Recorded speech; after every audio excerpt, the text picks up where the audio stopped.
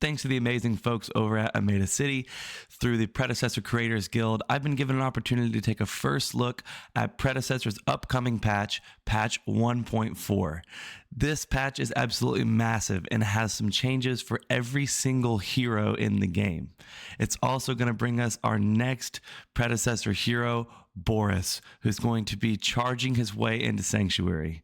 We got a lot to cover in this patch, so let's get to it. Crunch has seen some interesting, but I think cool changes coming to him in patch 1.4. This is a fighter, bruiser, hybrid style hero that is seen most play in the off lane, though he can be played in jungle. Some base stat changes coming Crunch's way in patch 1.4 include his health and mana pools going down, as well as his health and mana regen being taken down. In exchange, though, they've given a little bit more base damage, as well as some additional physical armor.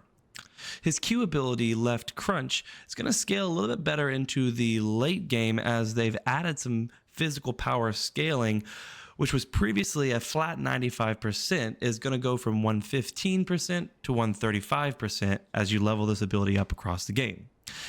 The empowered version of this ability has seen an increase to its damage and its scaling as well. They've also made this ability Blink Proxy compatible for those of you who really want to show off.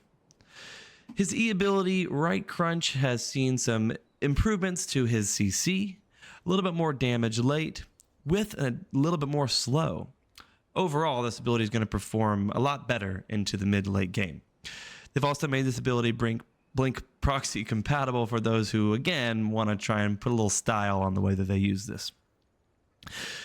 Importantly, the slow on this ability, as I mentioned, better CC, the slow has increased 10%, and the slow duration is just slightly longer.